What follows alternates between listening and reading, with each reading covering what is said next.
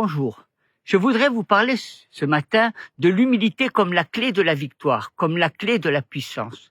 L'humilité qui nous fait bâtir l'œuvre de Dieu et qui nous permet, face à toutes les puissances, face à toutes les dominations, face à toutes les autorités, face à tous les esprits méchants, d'avoir l'assurance de la victoire. Le livre des Colossiens, chapitre 2, verset 13. Vous, qui étiez morts par vos offenses et par l'incirconcision de votre chair, il vous a rendus à la vie avec lui, en nous faisant grâce pour toutes nos offenses. Il a effacé l'acte dont les ordonnances nous condamnaient et qui subsistait contre nous. Il l'a détruit en le clouant à la croix. Il a dépouillé les dominations et les autorités et il les a livrées publiquement au spectacle en triomphant d'elles par la croix. Nous allons voir ce qui s'est passé réellement à la croix. Pendant longtemps, je ne savais pas ce que cela voulait dire. On nous a dit que Jésus a livré les dominations à la croix. Il les a vaincues par son sang. Mais qu'est-ce que cela voulait dire exactement? Je ne comprenais pas comment Jésus, à la croix, par sa mort, avait pu les vaincre. Bien sûr, il était le substitut. Bien sûr, il donnait sa vie. Mais je sentais confusément qu'il y avait quelque chose d'autre qui était beaucoup plus grand. Que s'est-il passé réellement dans le monde invisible? Que s'est-il réellement passé pour que Jésus triomphe par la mort alors qu'humainement, la mort est une défaite? Et si nous regardons la logique humaine, si nous regardons le Christ à la croix, cela paraît être une défaite. Mais comment se fait-il que cette défaite-là, l'Évangile nous dise que c'était une victoire? Pour moi, je ne saisissais pas très bien. Pendant des années, je comprenais seulement qu'en partie la croix. Mais j'aimerais que le Saint-Esprit nous éclaire, chacun et chacune, sur cette chose extraordinaire de la victoire qu'il y a eu à la croix. J'aimerais vous dire que notre Dieu est une personne, que notre Dieu est un Père d'amour, et que son onction d'amour doit venir et doit reposer sur nos vies. Que son onction de vie doit reposer sur nous et que jour après jour, moment après moment, nous devons être oints de Saint-Esprit et de force. L'onction doit être sur nous. C'est cette huile fraîche qui descend sur la tête, sur la barbe, sur les vêtements d'Aaron. C'est cette rosée qui descend sur les montagnes de l'Hermon. Il a donc cette réalité de cette onction de Dieu sur nous, dans laquelle nous devons demeurer, dans laquelle nous devons vivre, dans laquelle nous devons respirer, dans laquelle nous devons avancer. Oui, c'est cette onction que nous devons attirer. C'est cette onction qui aussi a eu une armure. Au-delà des armures décrites dans le livre des Éphésiens en chapitre 6, verset 10, il y a également cette armure spirituelle qui est l'onction de Dieu sur nous, qui nous conduit dans toute la vérité, car nous l'avons reçu. Dieu est une personne. Notre Père est une personne qui a des sensibilités, qui a un cœur sensible. Le Saint-Esprit est imagé par une colombe sensible, extraordinairement sensible, et le cœur de Dieu est extraordinairement sensible. Donc, pour que la sensibilité de Dieu puisse trouver son accomplissement et sa joie en nous, il faut absolument que nous soyons bouillants en ce qui concerne le cœur de Dieu. Cela explique que parfois certains chrétiens sont visités alors que d'autres à côté ne le sont pas. Cela ne veut pas dire que certains chrétiens sont mieux que d'autres. Cela veut simplement dire que certains sont sensibles, réceptifs par rapport à cette émanation de leur être intérieur envers l'onction de Dieu, tandis que d'autres n'attirent pas parce qu'ils restent sur leur terrain intellectuel.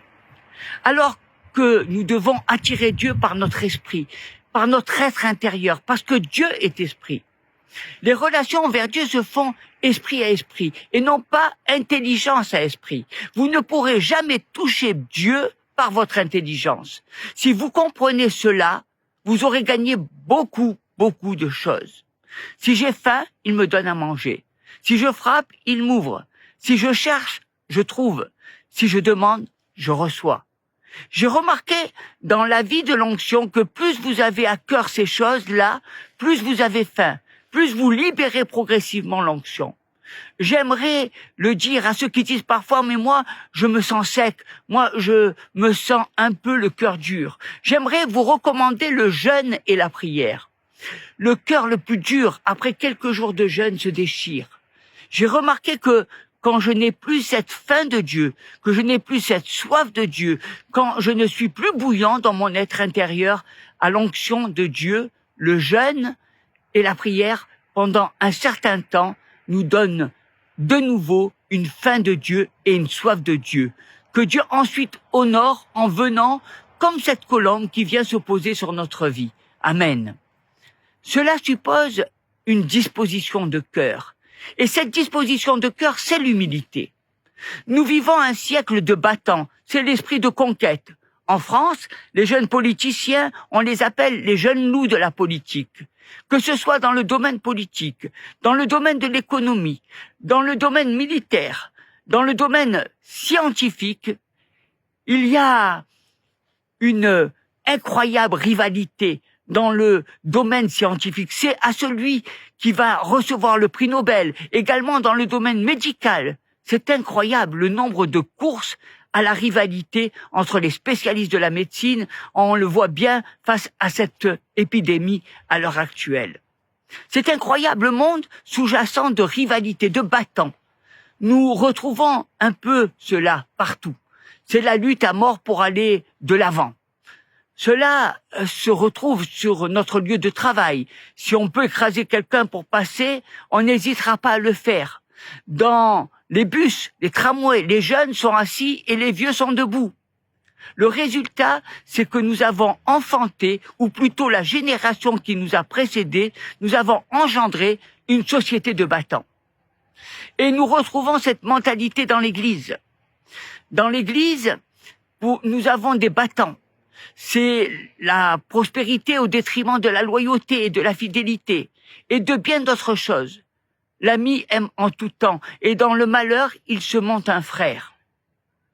Mais souvent, au milieu de nous, c'est la réussite qu'il nous faut.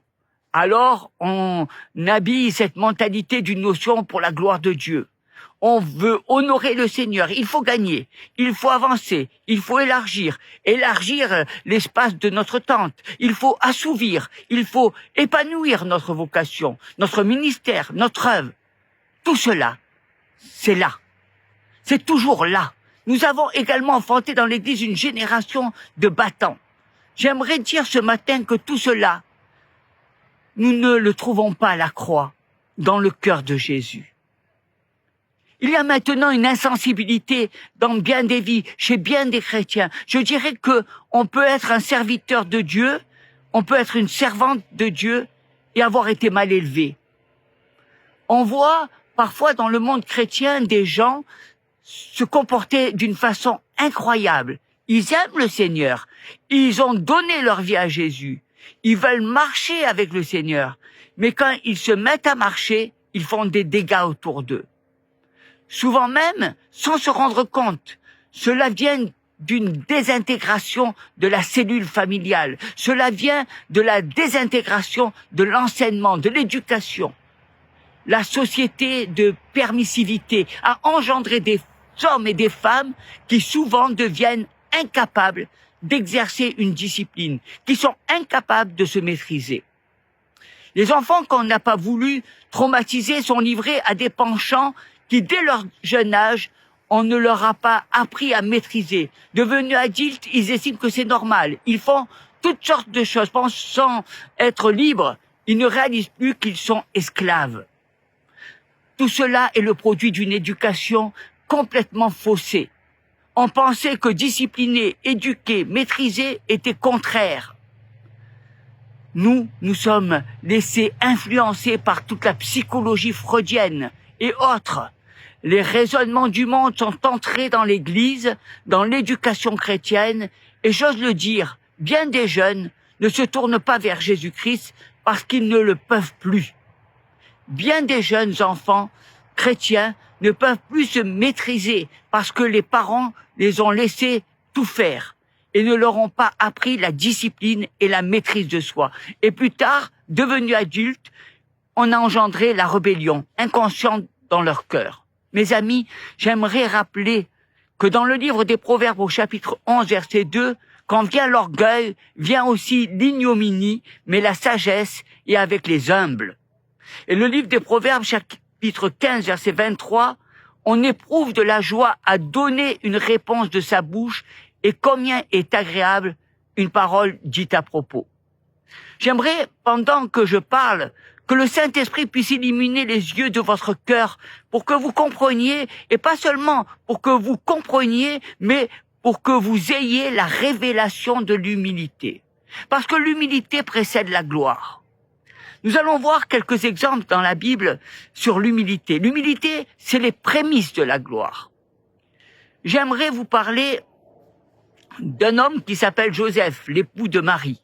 Et dans l'évangile de Matthieu au chapitre 1, verset 19, il nous est dit Joseph, son époux, qui était un homme de bien et qui ne voulait pas la diffamer, se proposa de rompre secrètement avec elle. Le récit de Joseph, c'est un homme dont on ne parle pas beaucoup. Cet homme était une personne extraordinaire. C'était le fiancé de Marie. Il avait appris que sa fiancée était enceinte. Je ne sais pas comment réagiraient les fiancés parmi nous si on leur disait que leur fiancée est enceinte, alors qu'ils n'ont encore eu aucune relation sexuelle avec elle. À cette époque, on ne riait pas avec cela. On ne discutait pas. La société libérale n'existait pas comme maintenant. Dans cet homme, nous apprend que sa fiancée, qui lui avait été promise selon la tradition juive depuis peut-être des années, est enceinte. Cela veut dire trahison, humainement parlant. Et il nous est dit que c'est ce que j'aimerais souligner, que Joseph était un homme de bien, pensant secrètement, discrètement à se séparer d'elle, ne voulant pas la diffamer. Frères et sœurs, nous sommes loin de tout ce qui se passe actuellement.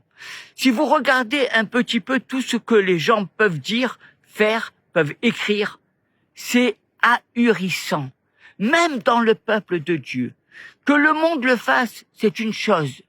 Mais je veux simplement vous montrer la perte de la sensibilité, de l'humilité. Je veux simplement vous montrer comment les gens sont devenus insensibles, comment le peuple de Dieu a perdu ce qui, en réalité, devrait faire sa force.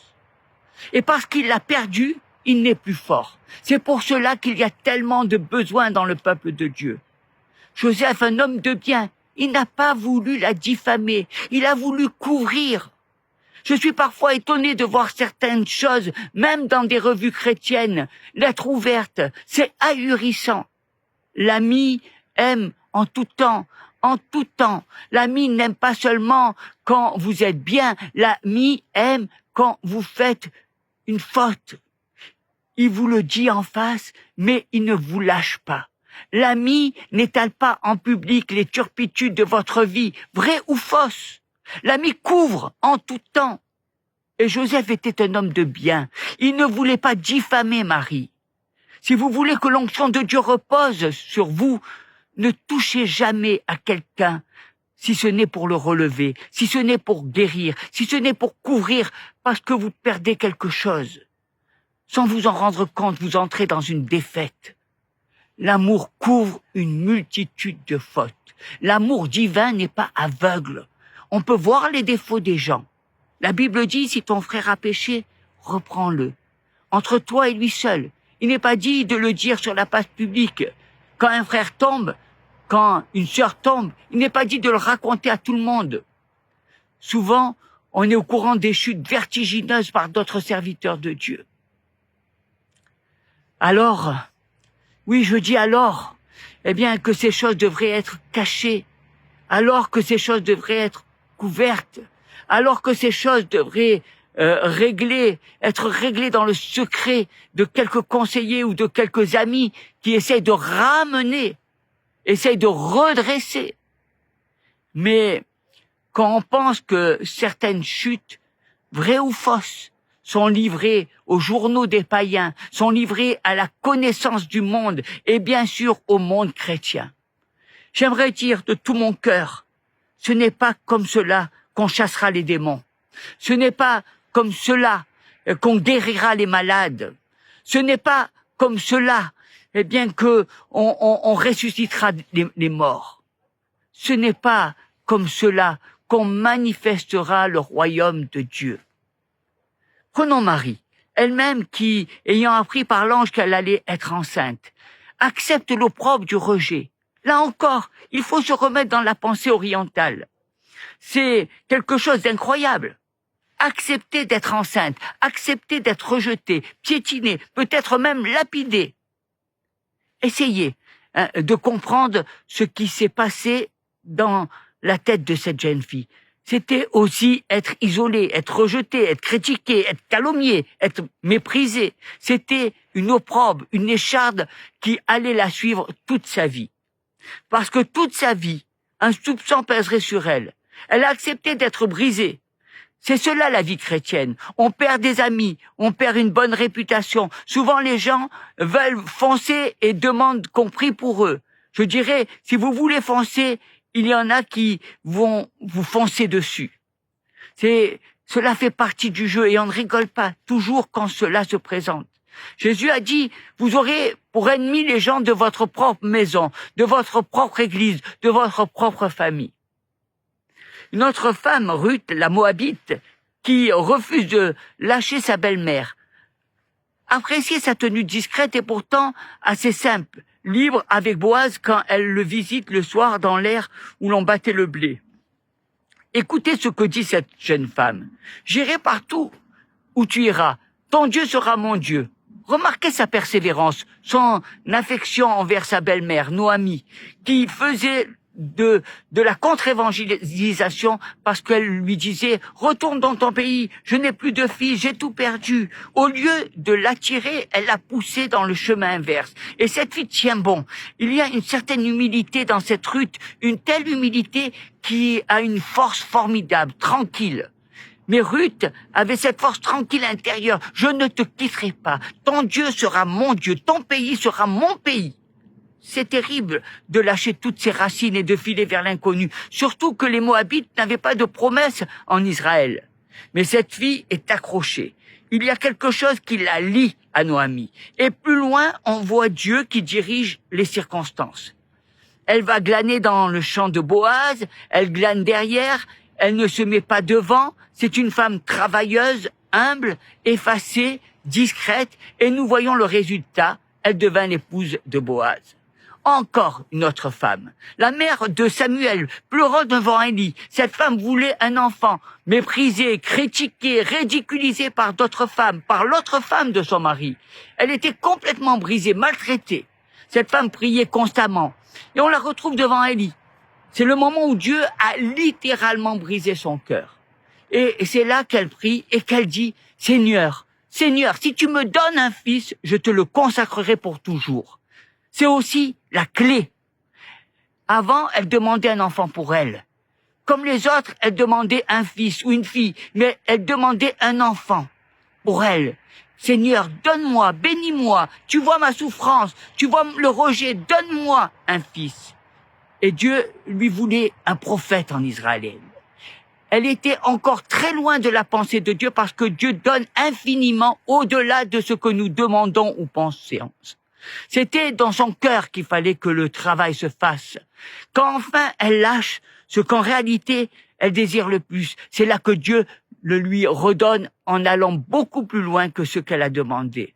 Elle a demandé un fils, Dieu donne un prophète en Israël. Elle lâche cette affection les plus profondes pour le Seigneur. L'humilité, c'est cela également. Cette fois, un homme, Jonathan, fils de Saül, qui lâche le trône pour David, un gars qui est héritier du trône. Et voilà que cet homme décide, au détriment même de son propre père, de lâcher le trône. Il dit à David, « Je sais que tu régneras. Dieu t'a donné le trône. » Réalisez-vous la lutte de jalousie qui aurait pu exister. Ce garçon, Jonathan, qui aimait David plus qu'une femme, nous dit la Bible, a une humilité incroyable. Cela dépasse la logique humaine. Qu'un homme bagarreur, un vrai guerrier, que cet homme, avec un cœur tellement profond, sa relation avec Dieu est tellement authentique, ses dispositions profondes d'humilité sont tellement réelles qu'il lâche le trône. L'amour pour David était plus grand que l'amour pour le trône. David lui-même meurtrier d'Uri, adultère avec Bersheba, et à qui pourtant Dieu a dit « J'ai trouvé un homme selon mon cœur ». Pensez aux épisodes de la vie de David qui ont permis à Dieu d'effacer la tuerie, le meurtre, l'adultère. Pensez un petit peu au temps fort de David lorsqu'il refuse par exemple de toucher à Saül. Pensez au temps fort de la bonté de David, qui était parfois comme de la faiblesse avec son propre fils Absalom. Pensez à ce caractère humble, profondément humble de David, qui lui a sauvé la vie, au moment où il avait désespérément besoin de la miséricorde de Dieu. La Bible dit que si nous ne faisons pas miséricorde, nous crierons un jour parce qu'il ne nous sera pas fait miséricorde. Il y a des choses qui se paient, il y a des choses qui se reçoivent. L'humilité du cœur, c'est la source de toutes les promesses. L'évangile de Matthieu, chapitre 18, versets 2 à 6, Jésus ayant appelé un petit enfant, le plaça au milieu d'eux et dit « Je vous le dis en vérité, si vous ne vous convertissez et si vous ne devenez comme les petits enfants, vous n'entrerez pas dans le royaume des cieux. » C'est pourquoi quiconque se rendra humble comme ce petit enfant sera le plus grand dans le royaume des cieux. Et quiconque reçoit en mon nom un petit enfant comme celui-ci me reçoit moi-même. Mais si quelqu'un scandalisait un de ces petits qui croit en moi, il vaudrait mieux pour lui qu'on suspendît à son cou une meule de moulin et qu'on le jetât au fond de la mer. Quand vous trouvez quelqu'un d'humble, vous serez tenté de le piétiner, vous serez tenté de le dominer, vous serez tenté de l'écraser. Quand vous trouvez une apparence de faiblesse chez l'autre, la nature humaine en profite. Mais c'est extrêmement dangereux, parce que l'humilité de quelqu'un va automatiquement et tôt ou tard révéler les réalités des cœurs des autres.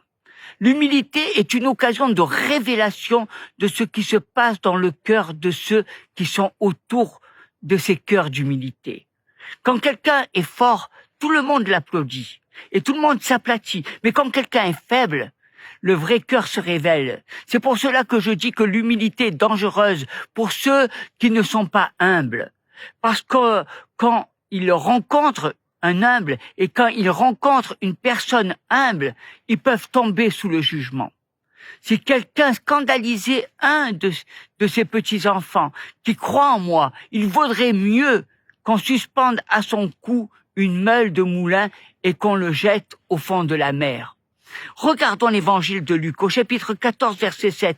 Il adressa ensuite une parabole aux conviés en voyant qu'ils choisissaient les premières places et leur dit « Lorsque tu seras invité par quelqu'un à des noces, ne te mets pas à la première place de peur qu'il n'y ait parmi les invités une personne plus considérable que toi et que celui qui vous a invité, l'un et l'autre, ne vienne te dire « cède ta place à cette personne-là ». Tu aurais alors la honte d'aller occuper la dernière place.